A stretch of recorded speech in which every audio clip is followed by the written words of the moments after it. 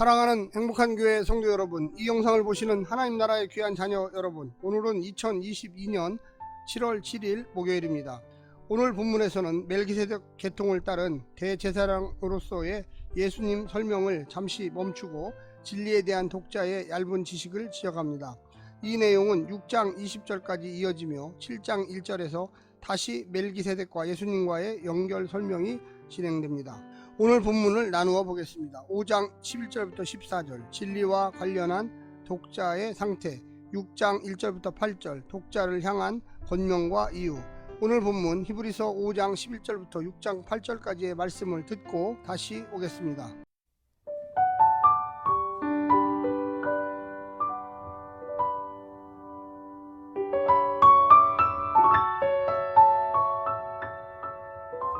멜기세덱에 관하여는 우리가 할 말이 많으나 너희가 듣는 것이 둔함으로 설명하기 어려우니라.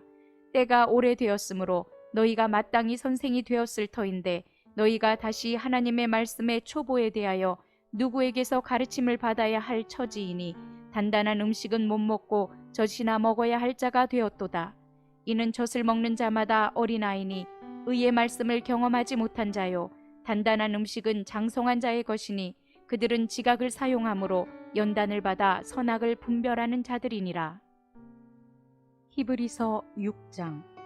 그러므로 우리가 그리스도의 도에 초보를 버리고 죽은 행실을 회개함과 하나님께 대한 신앙과 침례들과 안수와 죽은 자의 부활과 영원한 심판에 관한 교훈의 터를 다시 닦지 말고 완전한 대로 나아갈지니라. 하나님께서 허락하시면 우리가 이것을 하리라. 한번 빚을 받고 하늘의 은사를 맛보고 성령에 참여한 바 되고 하나님의 선한 말씀과 내세의 능력을 맛보고도 타락한 자들은 다시 새롭게 하여 회개하게 할 수 없나니 이는 그들이 하나님의 아들을 다시 십자가에 못 박아 드러내놓고 욕되게 함이라.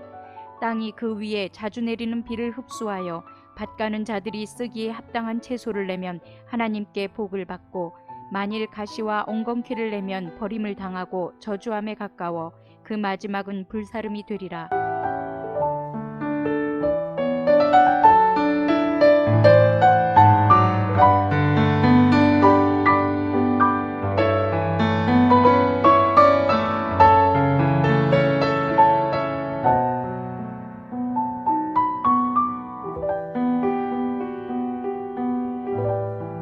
예수님을 믿어 구원 과정에 들어가는 것은 신앙 여정의 시작입니다. 마치 남편과 아내가 결혼한 후 서로를 더 알아가는 삶이 있듯 신자 역시 동일한 알매 과정이 요구됩니다.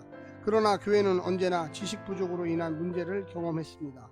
새 신자와 새 교회가 계속 생겨나기 때문이기도 했지만 하나님을 알아가는 관계는 끝이 없기에 기존 신자도 계속 배워야 하는데 이 과정이 개인의 열심 부족이나 지도자의 부재 등 여러 요인으로 막혔기 때문입니다. 이때 거짓 교훈이 침투하면서 속절없이 흔들리는 아픈 역사들이 있었습니다. 히브리서는 그 예 중에 하나입니다. 오늘 본문을 세 부분으로 나누어 자세히 설명드리겠습니다. 첫 번째, 어린아이 신앙에 머물지 말라. 예수님께서 멜기세덱의 반차를 따른 대제사장이라는 설명을 알아듣기에는 독자들이 신앙적으로 너무 어렸습니다. 복음을 들은 지가 언제이고 배운 것이 얼마나 많은데 선생이 되어야 마땅한 자들이 아직 어린아이 수준에 머물고 있습니다. 그들은 진리를 더 넓고 깊게 이해하지 못했으며 그 말씀을 통해 삶에서 선악간의 하나님의 뜻을 잘 분별하여 적용하지 못했습니다. 운동선수가 몸을 훈련하듯 배우고 연구하고 실천하는 반복적인 영적 훈련에 게을렀기 때문입니다. 성장하지 못하고 있다는 것은 생명이 없다는 것이고 이는 심각한 영적인 적신호입니다. 두 번째는 터닦기 그만하고 집을 지으라.